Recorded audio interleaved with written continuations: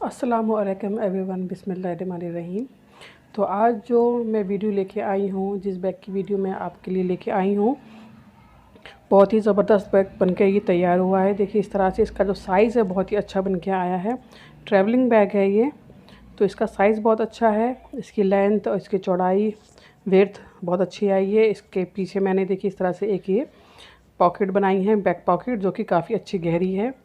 इसके अलावा इस तरीके से इसकी ज़िप खुलती है और इसके अंदर भी मैंने एक बैक पॉकेट लगाई है, ज़िप पॉकेट मैंने लगाई है इसके अंदर।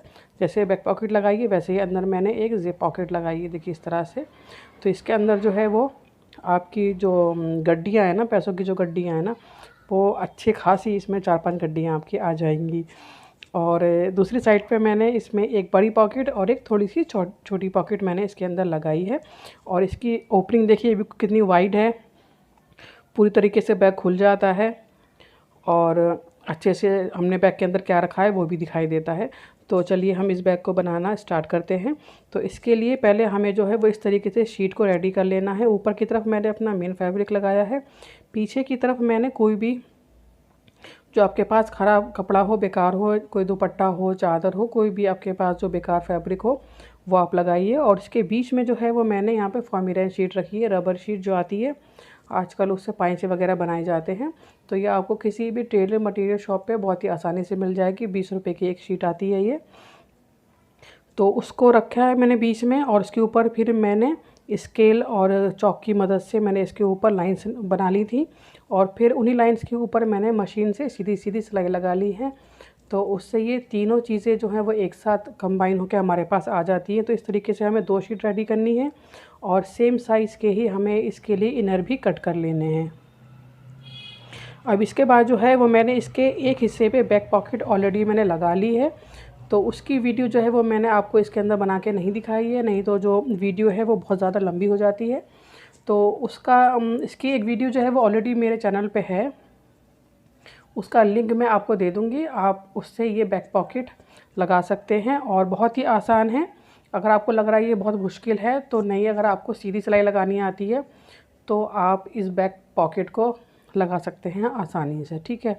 और सेम इसी तरीके से जो इसका जो इनर पीस है उसमें भी मैंने आपको स्टार्टिंग में दिखाया कि उसके अंदर भी मैंने एक ज़िप पॉकेट लगाई है।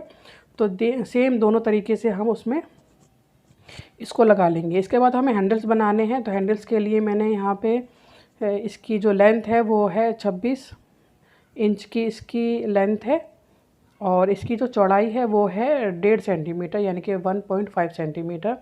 तो जो शीट मैंने लगाई है उसके अंदर बैग में वही शीट है मैंने यहाँ पे कट की है। और इस तरीके से हम कपड़े को इस तरीके से रख कर हम इसमें देखिए इस तरह से दोनों साइड पे हम इस पर सिलाई लगा लेंगे। और हमें दोनों साइड से दोनों एंड पे जो है ना वो फैब्रिक को थोड़ा सा एक्स्ट्रा रखना है फ़ोल्ड करने के लिए। तो देखिए इस तरीके से हैंडल हमारा आ जाएगा, देखिए इस तरीके से, ताकि कपड़ा जो है वो इस तरीके से फ़ोल्ड हो सके। तो इससे ही हमारा जो हैंडल में जो है ना वो सफाई आएगी। दोनों साइड से हमें फैब्रिक को इसी तरीके से थोड़ा सा एक्स्ट्रा रखना है। अब इसके बाद हम हैंडल्स को लगा लेंगे। तो देखिए इस तरीके से मैंने इसके ऊपर निशान लगा लिया है, कपड़े को फ़ोल्ड किया अंदर की तरफ, इस तरह से रखना है बस।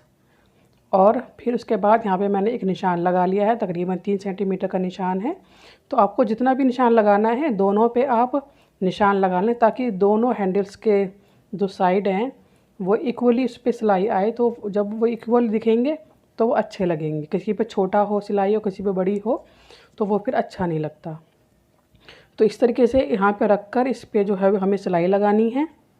तो इस तरीके से हम इसके चारों तरफ, यानी कि हमें एक स्क्वायर बना के इस पे सिलाई लगानी है। डबल सिलाई लगा लेंगे क्योंकि ये हैंडल्स हैं तो इन पे जो है वो मजबूती होनी चाहिए, इसलिए आप डबल सिलाई लगाइएगा। इसी तरीके से दूसरे वाले हिस्से पे भी निशान लगा लीजिएगा आप पहले, कि आपने जो हैंडल्स हैं वो कहाँ पे लगाए हैं, कितनी चौड़ाई पे और कितनी नीचाई पे आपने, मतलब नीचे की तरफ करके आपने लगाया है। तो सेम निशान लगा लिएगा दोनों साइड पे, ताकि दोनों साइड पे सेम हैंडल सेम जगह पे आए। इसके बाद हमें ये 2 पैटर्न कट कर लेने हैं। इनकी जो लेंथ है, जो भी मेजरमेंट है वो मैंने इनके ऊपर लिख दिया है।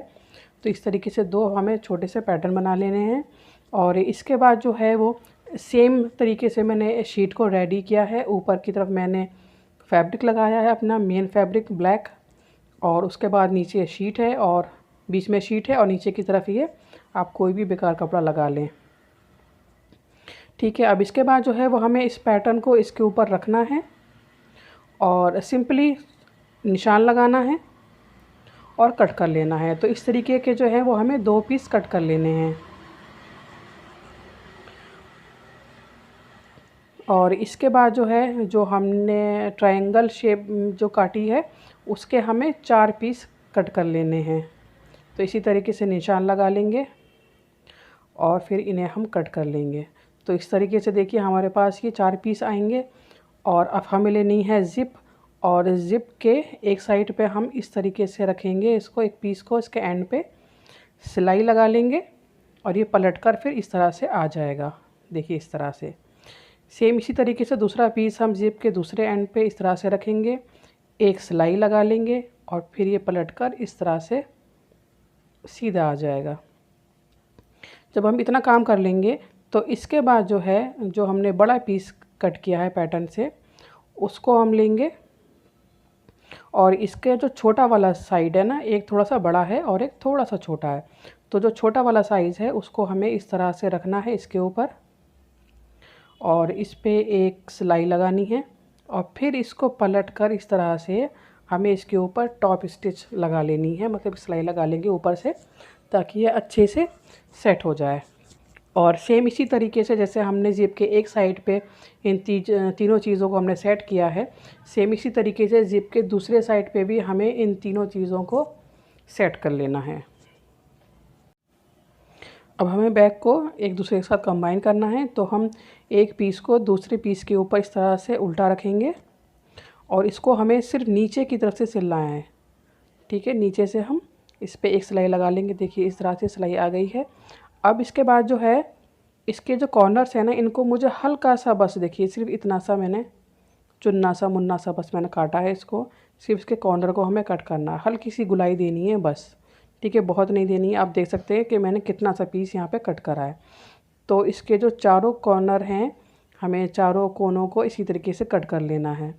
अब जो ये वाला हिस्सा है, हमने ये वाला हिस्सा देखिए इस तरह से सिल लिया है। तो इसके भी जो दोनों कोने हैं, इन दोनों कोनों को भी हमें इसी तरीके से थोड़ा सा हल्का सा राउंड शेप देनी है। और इस पे मैंने यहाँ पे देखिए सेंटर का निशान मैंने ऑलरेडी लगा रखा है, जो कि हमें आगे काम आएगा। तो इस आप जो है वो इसमें इसको फोल्ड करके एक सेंटर का निशान लगा लें। देखिए यहाँ पे ये मैंने सेंटर के निशान लगा रखे हैं। तो अब हम इस बैक को देखिए, यहाँ पे भी मैंने सेंटर का निशान लगाया है और यहाँ पे भी मैंने सेंटर का निशान लगाया है। अब इसके बाद हम इस तरीके से फोल्ड करके ज़िप पे भी सेंटर का निशान लगा लेंगे। और जो ज़िप पे जो हमने सेंटर का निशान लगाया है उसको हमें बैक के सेंटर के निशान से मैच करके रखना है। तो हम पहले ज़िप खोल लेते हैं ताकि हमें ज़िप को लगाने में आसानी हो। और जो हमने ये देखिए सेंटर का निशान लगाया है, इसको हमें इस तरह से सेंटर के निशान से मैच करके रखना है। और मैं आपको पिनअप करके दिखा दे रही हूँ कि हमें किस तरह से ज़िप को लगाना है। तो इस तरीके से हमें बस एक सीधी सिलाई से इसको लगाना है इस तरह से।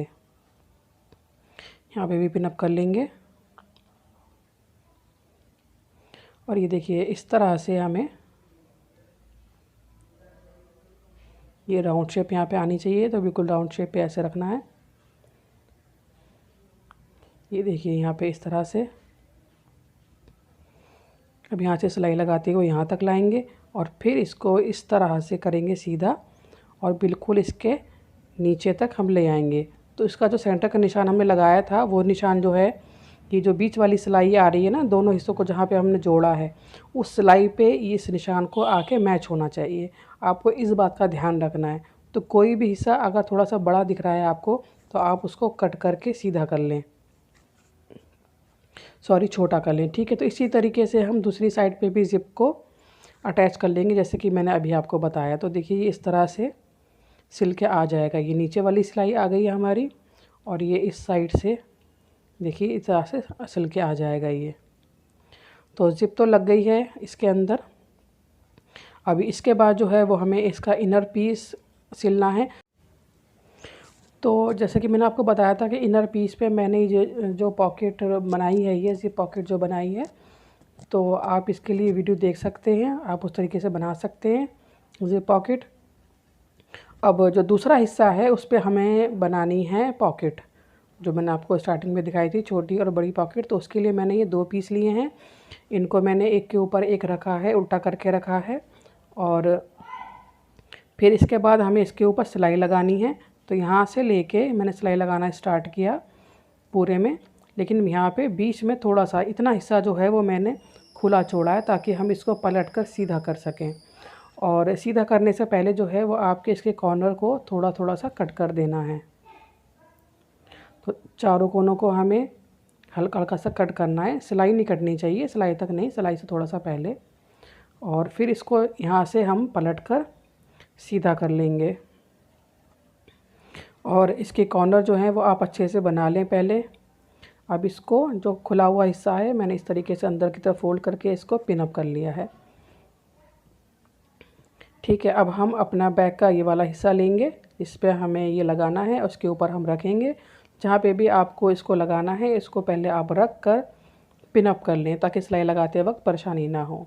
फिर मैंने इसमें एक सीधी लाइन मैंने खींच ली है चौक और स्केल की मदद से, और ताकि मैंने एक पॉकेट में छोटी रखी है और एक थोड़ी सी बड़ी रखी है, तो आप जैसा चाहें वैसा रख लें। अब यहाँ से सिलाई लगाना स्टार्ट करें कि नीचे आएंगे, ऐसे जाएंगे, फिर ऊपर जाएंगे, और फिर वापस नीचे की तरफ आएंगे, फिर इधर जाएंगे, और फिर ऊपर जाके यहाँ पे हम इसको अच्छे से पक्का कर देंगे। तो देखिए इस तरीके से सिलाई लग गई है। तो एक ये आ गई है बड़ी पॉकेट और एक ये आ गई है छोटी पॉकेट।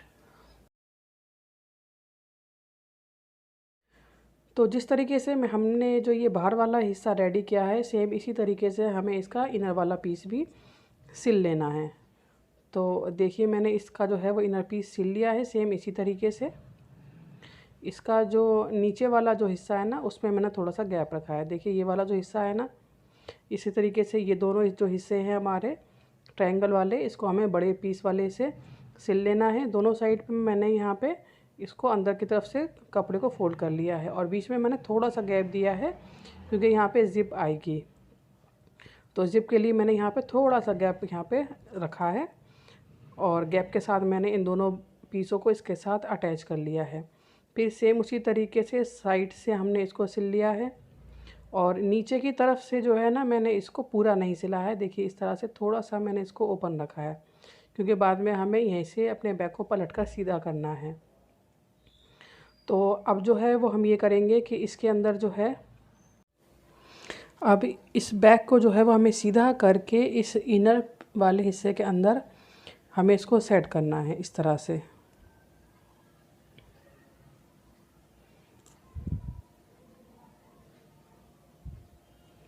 और सेट करते वक्त जो है वो हमें इसके जो हैंडल्स हैं वो हमें अंदर की तरफ ही रखने हैं, और इसको हमें इस तरीके से सेट कर लेना है पहले चारों तरफ से, और हमें इस पर सिलाई लगानी है। देखिए इस तरह से।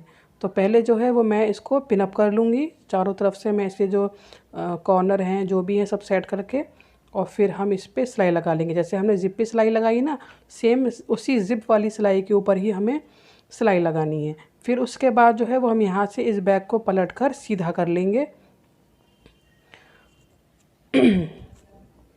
अब सीधा कर लेने के बाद जो है, अब जो ये हिस्सा खुला हुआ है इसको हम मशीन की मदद से सिल लेंगे, और इसको करने के बाद अब हमें इसके ऊपर एक टॉप स्टिच की सिलाई भी लगानी। देखिए मैंने ऑलरेडी लगा ली है, तो ये लगानी ज़रूरी होती है ताकि अस्तर जो है वो बाहर की तरफ ना आए और अंदर की तरफ ही सेट रहे। देखिए इस तरीके से सिलाई लगी हुई है।